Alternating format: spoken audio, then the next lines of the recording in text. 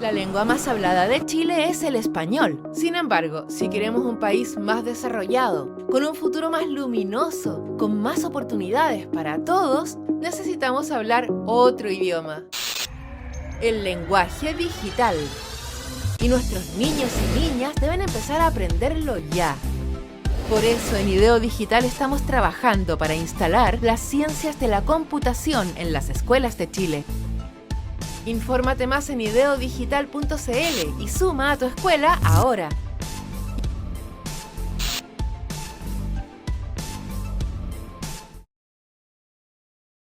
Seguimos en terremotos, volcanes y otros monstruos en T-Vox Radio, y hoy día estamos hablando de volcanes que hace rato no hacen erupción.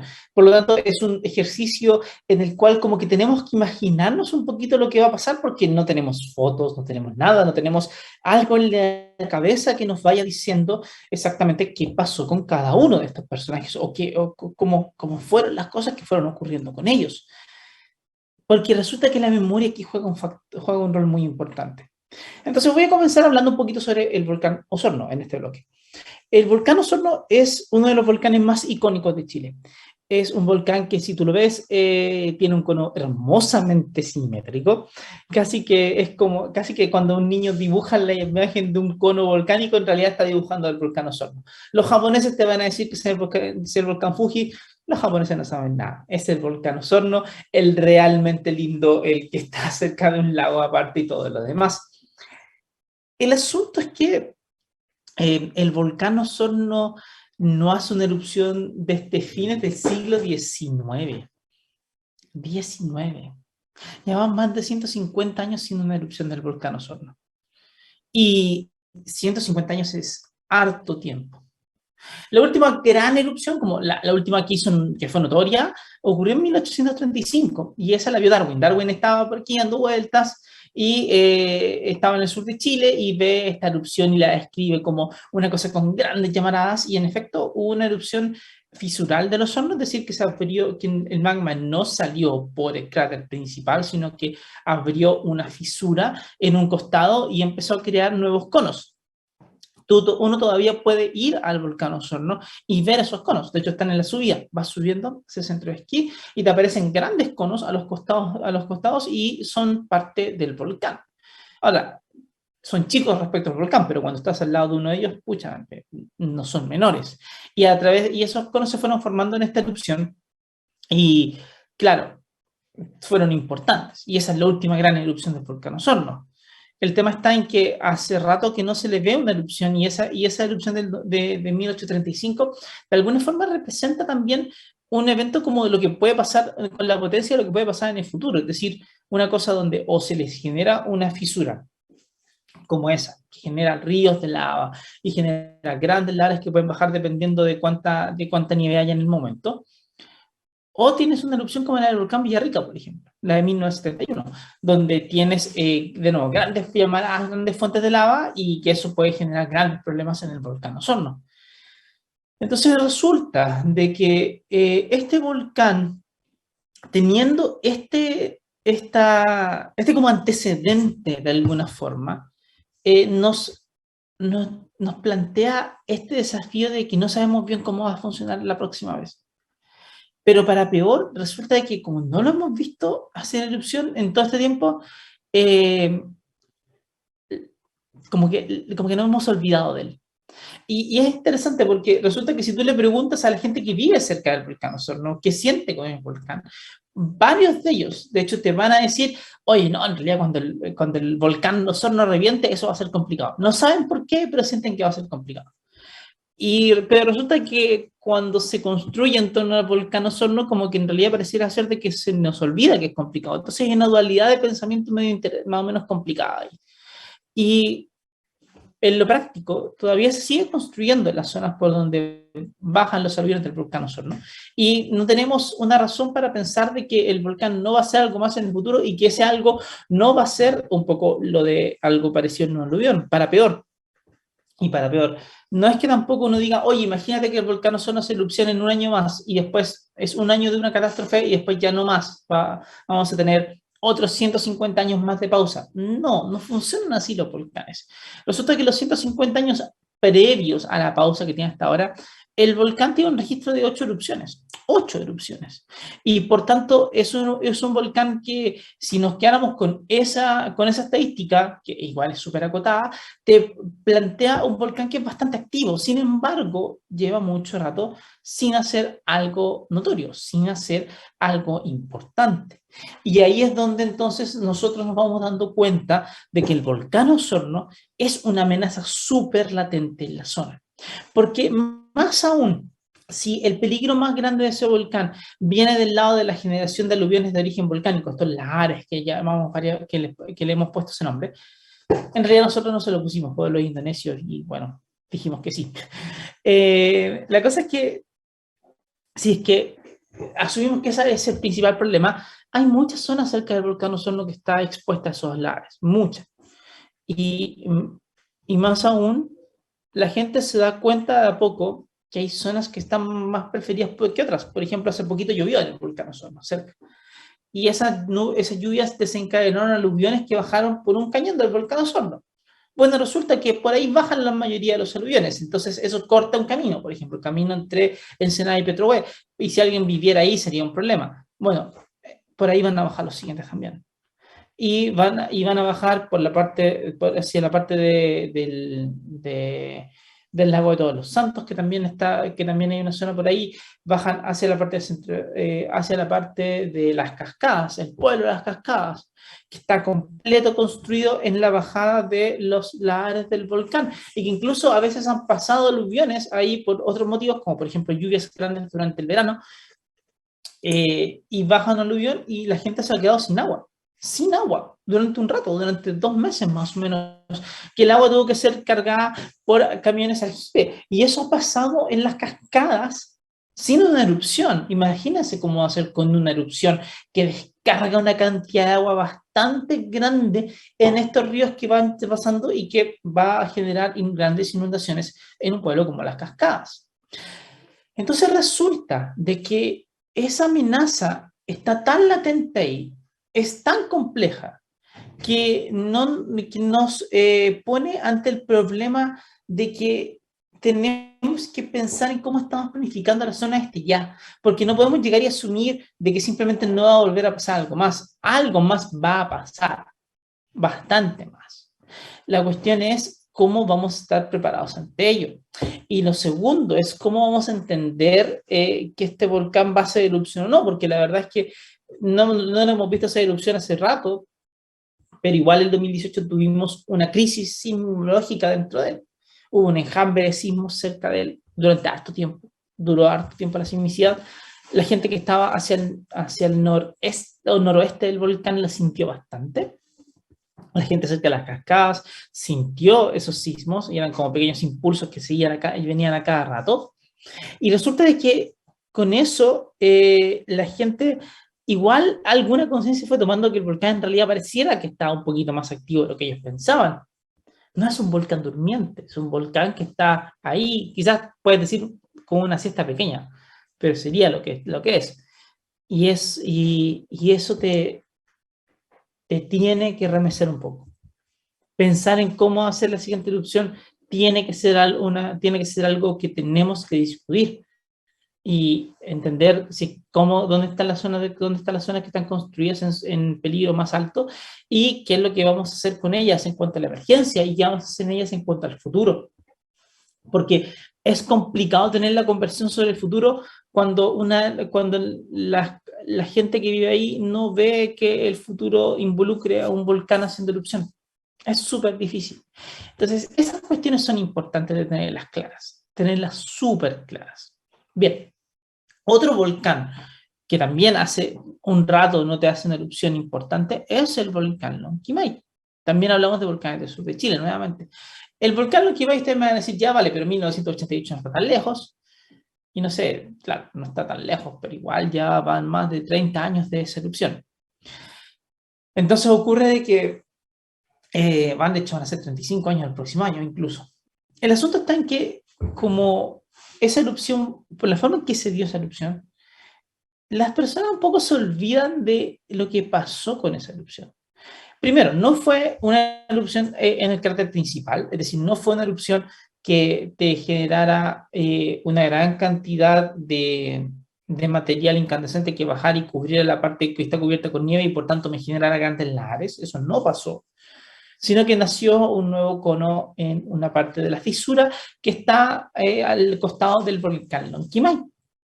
El asunto está en que en ese fisura, en ese cordón fisural que se le llama, es donde se han dado varias de las erupciones de este volcán en muchos momentos de su vida. Y esta vez, si bien no hubo un gran problema directo con la erupción misma, lo que sí pasó en esa erupción fue que la gran cantidad de ceniza que el volcán soltó en esa erupción, esa ceniza tuvo un impacto. La ceniza tuvo mucho flúor, ese flúor contaminó los pastos, esos pastos fueron después devorados por animales que naturalmente están ahí y los animales enfermaron y murieron. El problema está en que no solamente no solamente está en el daño ecológico que se produce, que después de un rato igual la naturaleza encuentra formas en las cuales puede acomodarse y convivir con esto, sino más bien que la, la, la forma en que se produce dinero, la actividad económica principal de la zona, tenía mucho que ver con los animales. Para una zona tan pobre como lo era Lonquimay en esa época, y que lamentablemente sigue siéndolo ahora todavía, el no tener animales durante una temporada es un peso muy grande. Y entendiendo un invierno donde la gente tenía que estar más o menos encerrada en las casas porque había ceniza afuera y la ceniza podía generar problemas de la salud y que había que andar con mascarilla afuera y que más aún no había dinero para enfrentar un invierno, los niños se tuvieron que ir de Lonquimay. La gente definió que que los niños se fueran de Lonquimay hacia otros lugares de la región de la Araucanía, hacia otros internados, y varias personas se acuerdan hasta el día de hoy que en efecto varios internados, varios colegios recibían a niños de Lonquimay. Y supuestamente era para pasar el invierno. No, no duró tanto. Después de unas cuantas semanas volvieron los niños a la zona, pero resulta de que sí te generó un gran trauma social. Y una cosa que de pronto incluso cuesta el día de hoy la gente de Lonquimay la converse. No es tan fácil esa conversación, porque resulta de que es un trauma. Y tenemos que aprender a lidiar con el trauma y no siempre hemos sido buenos para lidiar con los traumas. Entonces es un problema más o menos importante. Ahora, en el caso de Lonquimay, como ha pasado tanto tiempo desde la última erupción, ha habido mucha gente que ha llegado, sobre todo a la zona de Manalcahuey. Manalcahuey es un pueblo que antes era un caserío, una cosa muy chica, que está muy cerca de la bajada de los lares principales del volcán Lonquimay. Y resulta de que ahora ha habido un gran boom de turismo de nieve en los últimos, te diría, 15 años más o menos, donde se han instalado varios hoteles boutiques en la zona y hartas cosas con mucha gente que no es de la zona. Gente que llega, ve al volcán Lonquimay como una cosa súper linda, sobre todo en invierno, es maravillosamente hermoso, blanco, todo cubierto de nieve, un paraíso para quien quiere ir a hacer esquí, de hecho. Pero resulta de que ese volcán es un volcán activo que ha hecho erupción relativamente seguido, es decir, dale, 1988, antes en 1932, o creo 1928, si mal no recuerdo, por ahí, antes en 1880 puede ser, y resulta de que en todo ese tiempo el volcán ha tenido estas erupciones claro, han tenido un impacto, no son muy grandes, pero sí pueden tener un impacto importante porque una erupción no tiene que ser tan grande para hacer mucho daño. Porque el daño viene fundamentalmente de nuestra exposición. Y hay mucha gente que vive muy cerca del volcán Lonquimay. Entonces, ahí es donde empieza el problema. ¿Cuáles son las actividades económicas que se están desarrollando en la zona? Porque hay gente que está invirtiendo mucho dinero para poder ganar mucho dinero, obviamente, en una zona donde el volcán tranquilamente se puede llevar mucho de lo que está ahí. Y se lo puede llevar porque las erupciones que va a generar con los lares que va a generar, van a bajar seguramente por las zonas más obvias, que están ya mapeadas, y varios de los nuevos emprendimientos que se están instalando ahí están en un lugar que está expuesto, altamente expuesto a lo que el volcán puede hacer. Y eso es un problema grande. No tengo otra manera de decirlo. Es un gran, gran, gran problema. Y ahí es donde se hace súper necesario entender mejor cómo cómo, no solamente cómo hacer la siguiente erupción, sino más bien qué es lo que se puede hacer para poder mitigar mejor el impacto de esa próxima erupción. Ese es el punto fundamental. Obviamente que se puede, obviamente que depende absolutamente de nosotros y nuestras decisiones el cómo nosotros podamos estar manejándonos en este entorno. Absolutamente, absolutamente. Pero es súper importante que lo tengamos nosotros claro también. Y eso es todo lo que nos falta. Cuando pasan más de 30 años, la gente se olvida de cosas. 30 años es mucho tiempo en nuestra escala humana. Mucho tiempo. O sea, yo tengo 37 años. Hace 30 años tenía 7 años y no me acuerdo de nada. Tenía 3 años para la erupción del Lonquimay. Y no me acuerdo cómo era mi vida a los 3 años. Entonces, la construcción de memoria, la construcción de experiencias propias, pasa en tiempos muchísimo más cortos que los tiempos típicos de los volcanes. Entonces, ahí es donde, donde enfrentarse a estos volcanes que hace rato que no hacen nada, tiene siempre requiere un gran esfuerzo de memoria. Siempre un gran esfuerzo de memoria. Otro volcán que también hace rato que no hace mucho, en realidad es un conjunto de volcanes, es un complejo de volcanes. Ahí está el Cerro Azul, el Quizapu, el Descabezado Grande. Y son volcanes, es toda una zona donde el magma ha salido de manera brutal durante mucho tiempo, con una escala que se arranca de todo lo que nosotros pensamos. La última erupción grande del volcán Quizapu ocurrió en 1932 y luego tuvo varias explosiones pequeñas con el tiempo, pero resulta que igual hay hartas señales sismológicamente interesantes acerca del volcán Descabezado Grande, que está ahí mismo, de que hay hartos sismos en una zona que nos muestran que está muy activa. No necesariamente que va a ser erupción, porque no hay una señal clara hasta ahora, pero sí que es una zona bastante activa que quizás en el futuro va a ser algún tipo de erupción. Claro, el tema está en que en ese lugar, como les comenté, ha habido grandes erupciones tan explosivas como la de Quizapu en 1932, o erupciones con grandes, gigantescos ríos de lava que son como murallas que se toman la zona, como ha pasado en varios otros momentos del pasado en ese lugar, por parte de Quizapu también, por parte del Descabezado Grande, por parte de otros conos que han seguido surgiendo, y por lo tanto es un lugar que podría tener un impacto más o menos importante hacia el futuro. Es decir, si se dan erupciones como la de Quizapu en algún momento más adelante, chuta, vamos a tener una erupción que va a generar harta ceniza, que la ceniza va a afectar a muchas cosas, va a afectar vuelos, va a afectar a agricultura, va a afectar muchos lugares y puede llegar a muchas zonas del mundo. No olvidemos que la erupción del Quizapu es una erupción que termina, o sea, que manda una columna de ceniza que llega a Uruguay, llega a Brasil, llega a Sudáfrica, avanza por todo el mundo, porque fue muy grande la erupción. Entonces ocurre de que, aunque no viva mucha gente cerca, porque casi nadie vive cerca de ahí, sí es un lugar al cual hay que ponerle mucha atención. Y acá estoy hablando de volcanes a los cuales como que de alguna forma les conocemos erupciones históricas, volcanes que sabemos que han hecho cosas y que alguien estuvo ahí para verlo. Siguiendo en una revisión muy por encima, también está el Carrán Los Venados. El Carrán Los Venados tiene gente viviendo muy cerca porque es un grupo volcánico, no es un cono.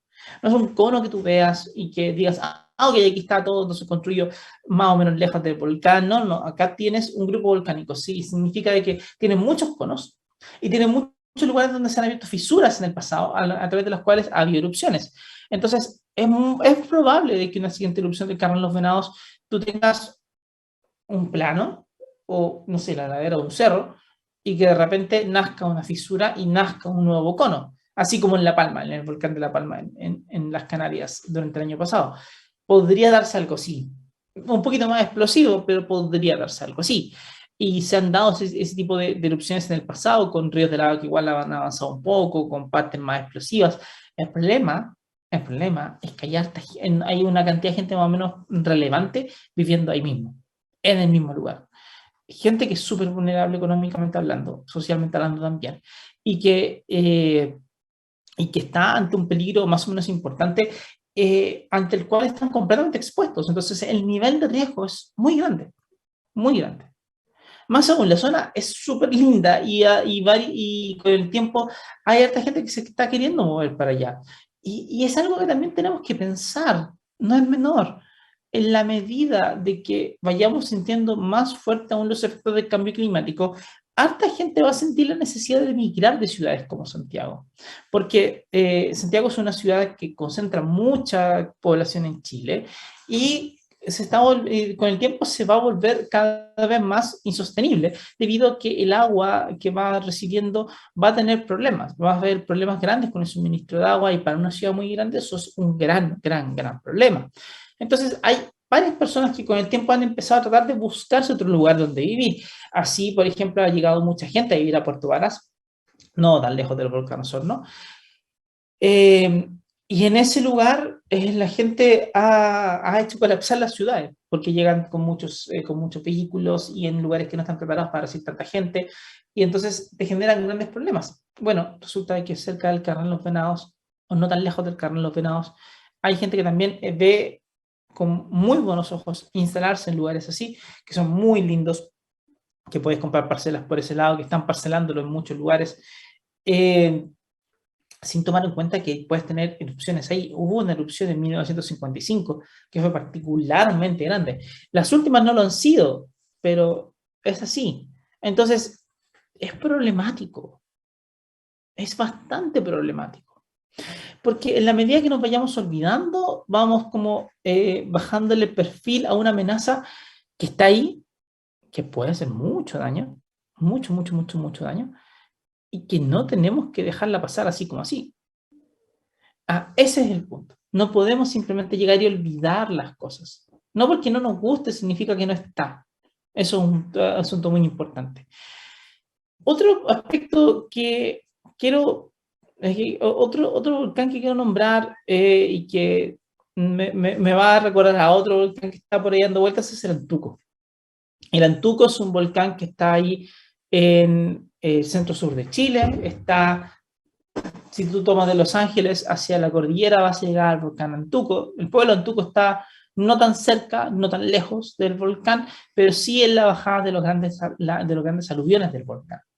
El asunto es que el volcán Antuco hace rato que no hace grandes erupciones y lo que ha pasado en su última fase eruptiva, como en su última vida, en su vida más reciente, por decirlo de cierta forma, es que ha tenido erupciones relativamente menores con ríos de lava que avanzan, pero son como locales, con aluviones seguramente que no avanzan tanto porque no han sido tan grandes, pero resulta de que tiene un potencial bien grande de generación de aluviones, debido a la gran cantidad de nieve que tiene. Pero también ese volcán te muestra en el pasado un evento impresionante y que vale la pena acordarse de él. Ocurre que este volcán tenía una forma antes, y era un poco más alto que lo que es ahora, de hecho, y sin una erupción tiene un colapso. Un colapso que se da debido a fluidos, a agua que está dando vueltas en la zona, que tiene absolutamente, que seguramente estuvo saturadísimo el conducto de agua a muy alta presión, lo cual reduce lo que se llama la tensión efectiva y eso genera colapsos. Y eso generó un colapso grande de una buena parte del volcán. Ese colapso mandó una avalancha que avanzó fácil unos cuantos, 15 kilómetros. Puedo equivocarme, pero creo que son como 15 kilómetros, que avanzó y que rellenó todo un valle, una cuestión brutalmente grande, que hizo que más o menos la mitad del cono de ese volcán desapareciera. De nuevo, no fue un colapso como el del Monte Santa Elena con esta gran erupción gatillada por magma, sino más bien el colapso de toda una zona del volcán, que obviamente te genera una avalancha súper compleja y que si hay alguien vivo ahí, esa persona no va a sobrevivir si está en ese lugar. Eso después llevó a taponear el lago Laja, se taponeó el lago Laja y como no había nadie en esa época ahí tratando de hacer algo, como sí pasó en el lago Riñihue, después del terremoto de 1960, el nivel del lago creció tanto, pero tanto, que después generó un nuevo mega aluvión que se encajonó por toda la zona del valle que está ahí, y cuando se logró abrir en la depresión intermedia de Chile, cubrió una zona enorme, tanto que hay depósitos de ese mega aluvión por unos 200 kilómetros de norte a sur. O sea, es tan grande, y llegó al Océano Pacífico. O sea, estamos hablando de una cuestión brutalmente grande, muy potente, tremendamente potente. Y esas cosas pueden pasar en los volcanes que están tranquilos. Un volcán como el Osorno también puede colapsar. También puede. Basta con que tengas un movimiento de tengas fluidos que van moviéndose de un lado para otro. No necesariamente que haya una erupción, sino que basta con que haya una migración de fluidos más o menos importante en un lugar y que el volcán pierda sustentación en algún flanco, y eso te genera te puede generar tranquilamente una gran avalancha, que en el caso del Osorno, por ejemplo, puede caer al lago Yanquihue y generar un tsunami que avance por el lago, llegando a Puerto Octavia, Yanquihue, a Puerto Varas, a todas esas zonas. Entonces, un volcán así tiene hartos tipos de amenazas que te pueden hacer algo. Y resulta de que cuando están tranquilos es cuando tenemos que pensar mucho en qué van a hacer. No solamente en sus erupciones como más típicas, sino también como en estos escenarios de, oye, ¿qué pasa si es que? Y los colapsos son un tema que hay que contemplar en los volcanes, porque uno los ve súper lindos, súper grandes, pero en realidad son súper inestables. Así que eso no es menor, y los volcanes colapsan. Bueno, seguimos en el siguiente bloque. Vamos a hablar ya con otros grandes volcanes, pero que no son como grandes conos, sino grandes zonas que hace mucho tiempo hicieron erupción y que pueden darnos otra serie de problemas. Volvemos un ratito a terremotos, volcanes y otros monstruos. Divoxradio.com. Codiseñando el futuro.